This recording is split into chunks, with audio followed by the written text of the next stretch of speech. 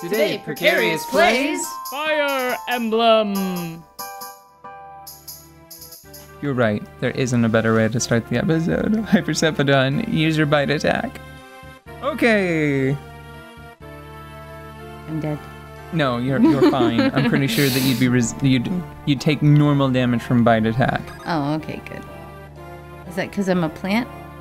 Well, no, I think you might actually take I think a bite attack might be super effective against you, because you'd probably be a grass psychic. Yeah, type. I think I would be grass psychic. Or maybe... What would you be? Fucking ghost normal, duh. Ghost normal? I thought you would be fire normal. Oh. No, ghost normal. Yeah, ghost upstairs, normal downstairs. Okay. Oh, sorry, I got carried away. Yabba dabba jabba jabba jabba javelin. So, Fire Emblem Fates Conquest Has those two different difficulties, and we kind of explained the difference of that last episode. Yes, so because they have the the campaign sort of punishment structure, which is rated on a scale of, no joke, Phoenix to Classic. What? Yeah. Oh, did you not? Okay, I'll explain that in a second. So Okay. you have the one half, which is the punishment scale, which is Phoenix to Classic, and then you have the difficulty of the units, and sometimes I think like the map structure. Or I'm sorry, no, the enemy placement. I don't believe the actual maps change much at all that I noticed. And I even like checked a few spots in the maps. Like there was a map that had all of these medicinal pots, and some of them were storage pots, and some of them were filled with medicine, and others were filled with poison. And they caused like an AoE burst, like a radius around them was covered in their contents whenever they were broken.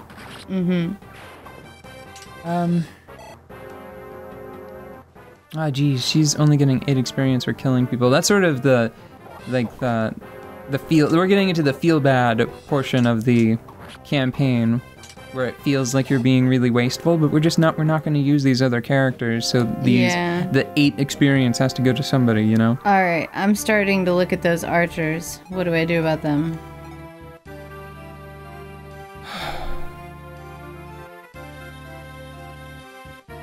How many axe-wielding gentlemen are coming from the mountains to the south?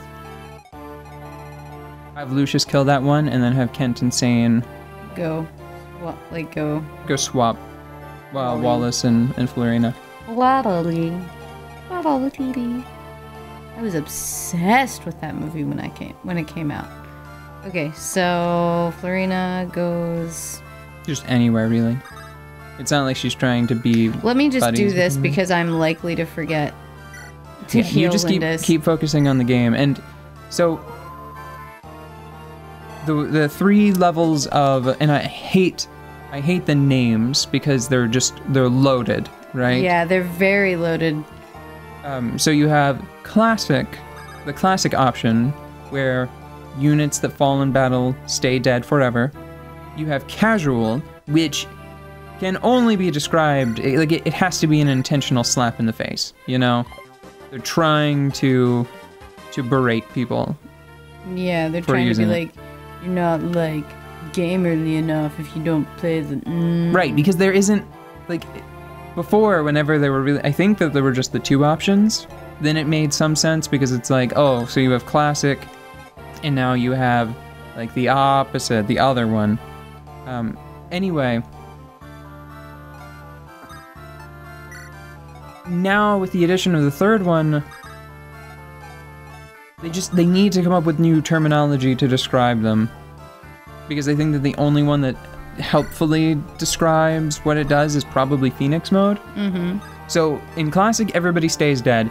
In Casual, your units come back at the end of each map. And in Phoenix, if I remember reading the description correctly, they come back at the end of your enemy's next turn. So I'm pretty sure that the only way to lose a map if I'm interpreting it correctly, is all of your units have to fall simultaneously in a turn. Oh, And even then, God. I'm not entirely sure if that actually does it. Maybe everybody just comes back to life anyway. There's no way around, oh, you need to take care of that axe wielder, otherwise he will go fuck up Sarah. Sarah? Yeah. Oh. You can get around me? Well, I can take care of him. That's not a problem. I just like attacking on their turn a lot. It's a better plan. Yeah. Yeah, usually it is. But this one was necessary. A necessary evil. I just chopped a man clear in half. Okay, so Fates. After playing probably like the second to easiest experience and probably like I think the second to hardest experience on offer. Mm-hmm. Because I did the easiest difficulty with the second easiest level of punishment and the second to hardest difficulty with the hardest level of punishment.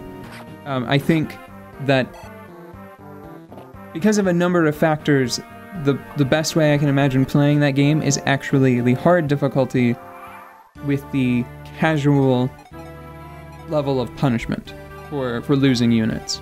Mm-hmm.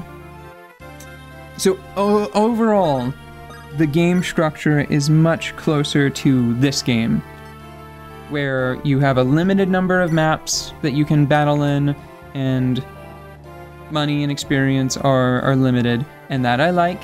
I feel that it's much more rewarding. It's much more rewarding than Fire Emblem Awakening, which really was just, do you find that the numbers going up rewarding? Because after a certain point, unless you are doing a very specific, trying a very specific way of playing the game to ensure that you are challenging yourself, basically, you have to police your play to remain challenged in Fire Emblem Awakening. Or you have to play on one of the absolutely most ridiculous difficulty levels imaginable, and even then, it's still... It's difficult to imagine someone playing that in a way that is still satisfying within just the rules of the game. Because if you're playing it on the Lunatic 5-star or whatever the hardest difficulty was, there is no way around it.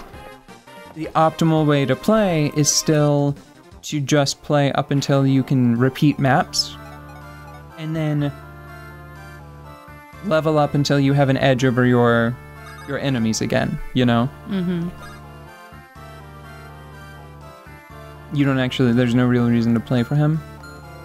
Can you see, the archer can't move into the water, right? I don't think so. It's certainly not something I was... Okay, no, he can't. No, yeah. Worst he can do is take some pot shots. Yeah. Okay, and... We're kind of done up here. Let me bring Sarah down south. Okay, so the overall structure of Fire Emblem Fates Conquest I liked a lot. Not so much that I'm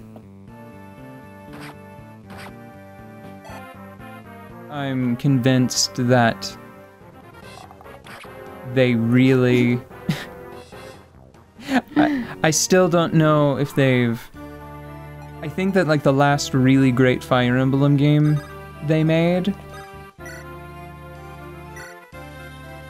like something that I, even now years later, would look forward to playing again, was still probably Path of Radiance for the GameCube.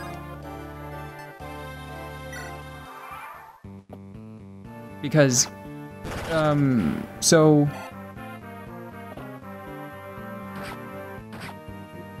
What other big changes did they make? I think that they made a smart number of changes to the way pairing up worked, compared to Awakening, which was just very, very powerful, you know? Enemies being able to pair up was very cool and created a bunch of interesting... Like, anytime you can create an interesting scenario with the pieces that you already have lying around, that's great. That's great for everybody, you know? Mm-hmm. And knowing that I have to be able to defeat 2 powerful generals back to back. Like, I have to be able to beat them from start to finish. Mm-hmm. Knowing that that's something that I have to do, because if I don't beat one of them completely, then they're just going to swap positions, and the one that was weakened is going to... Be careful, because if you attack, the archers will shoot over at him, and he'll probably kill the archer in a counterattack. Yeah, you're right. I've only got, hang on, 6. You know, you should save those. Yeah. I need to go to the lightning storm, man. I'm all out of groceries. Made up dinosaur name specifically? Maybe, or maybe not. Or maybe who the fuck cares, because dinosaurs are in the room. Hypercepidon, use bite attack. Good. Come on back. You've done enough.